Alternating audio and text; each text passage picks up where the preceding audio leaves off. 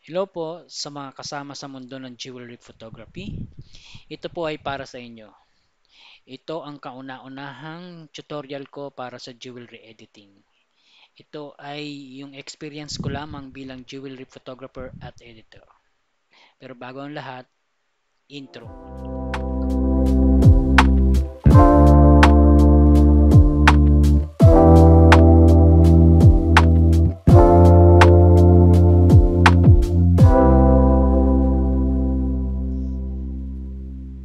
So, nagsisimula po tayo sa raw files.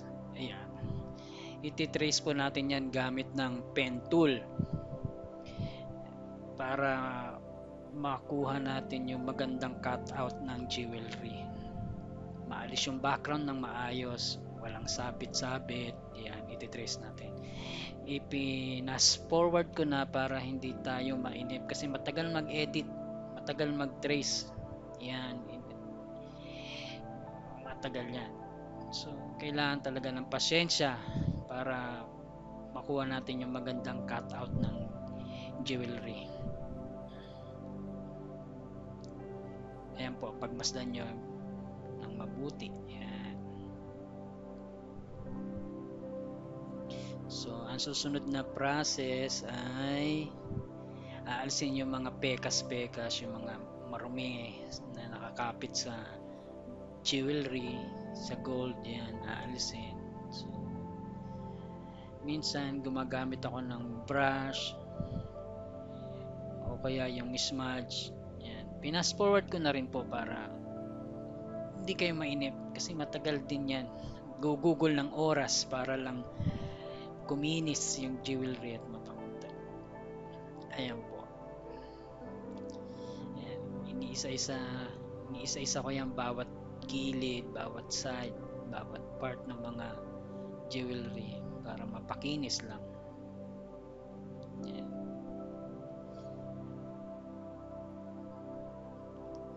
Gumagamit din ako ng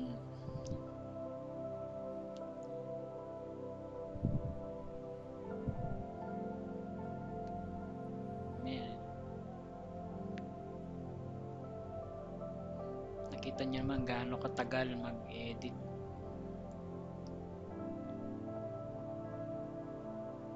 Ayan.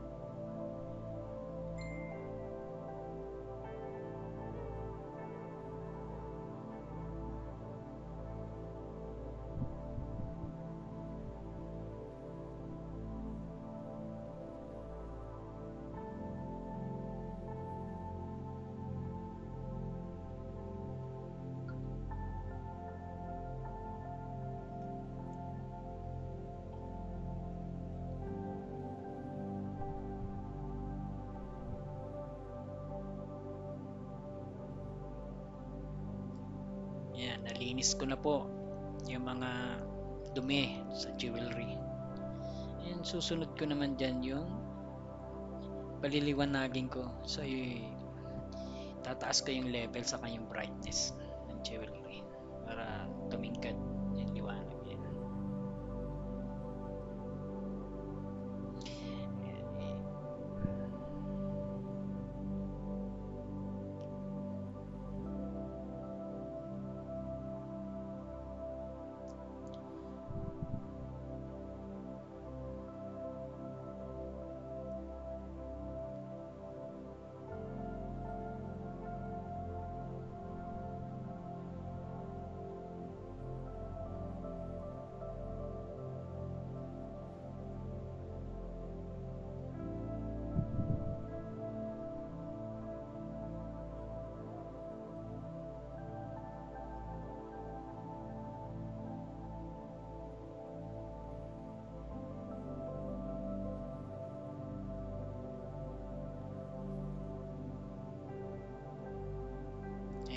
Nakita nyo ba yung pagkakaiba?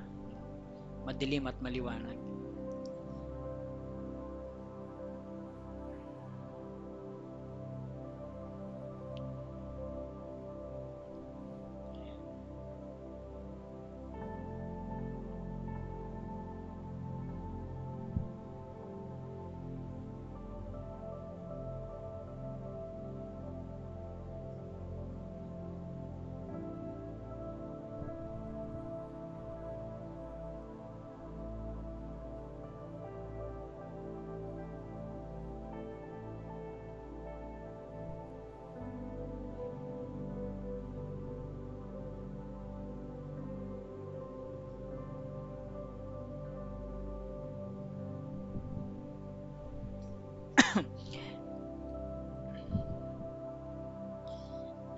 Ang ginawa ko po dyan, binaba ko yung saturation ng red saka ng yellow para yung white diamond mapalabas ko ng white, walang yellow yung white diamond niya. So yan, imamas ko yun.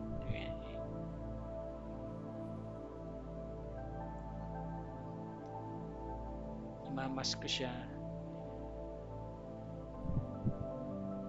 Yan, para maging white.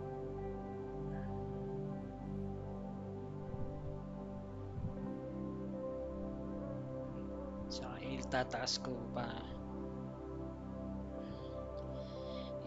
ko yung brightness para lumiwanag, kasi yun naman talaga dapat ang white diamond.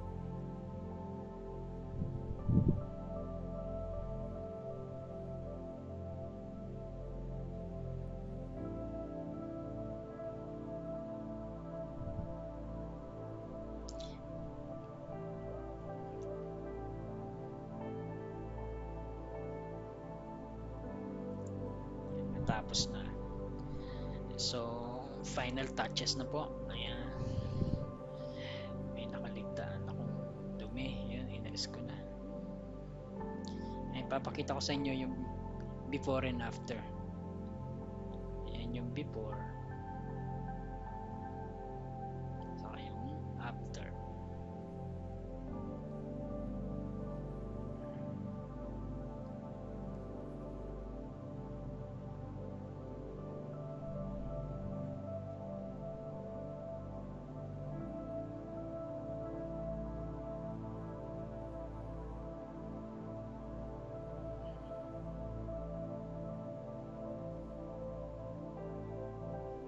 Before and after.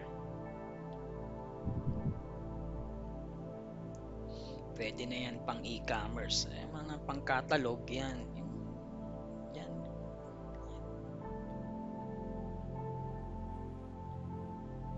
Mas lalagyan lang ng konting shadow para hindi parang nakalutang.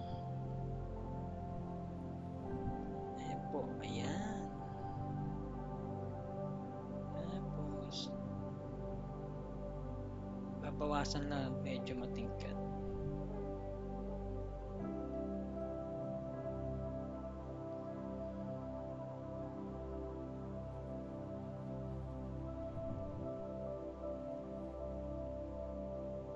Sana po may natutunan kayo sa vlog na to. Pagpasensya nyo na at ngayon lang kauna-unahan ko lang vlog to, so hindi ko pa alam kung paano.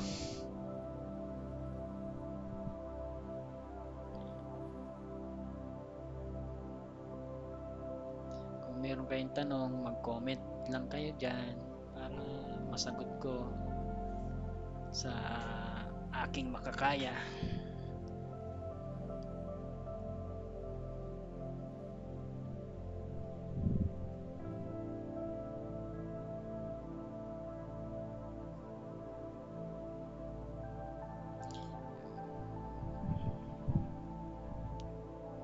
Final touches na po tayo. Yan, para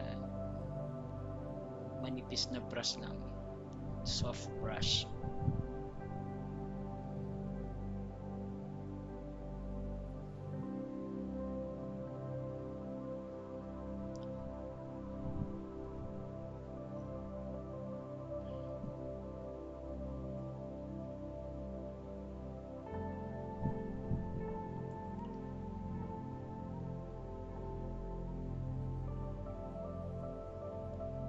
Kailangan din kasi meron siyang black para magmukhang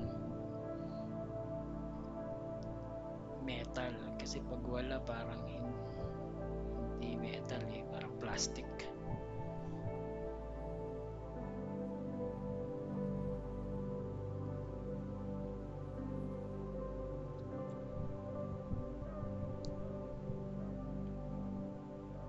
Soft brush lang yan. Copy mo yung kulay na yun para konting-konti lang. Brush mo lang. Brush, brush, brush, brush. Yan.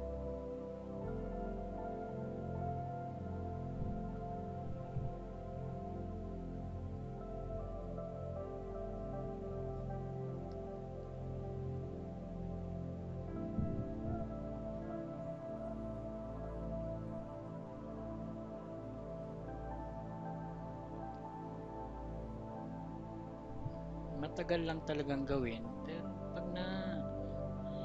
natapos mo naman, masaya ka naman pag natapos mo, makita mong maayos yung jewelry. So, pag ipinasa mo sa client mo, matutuwa, walang back job.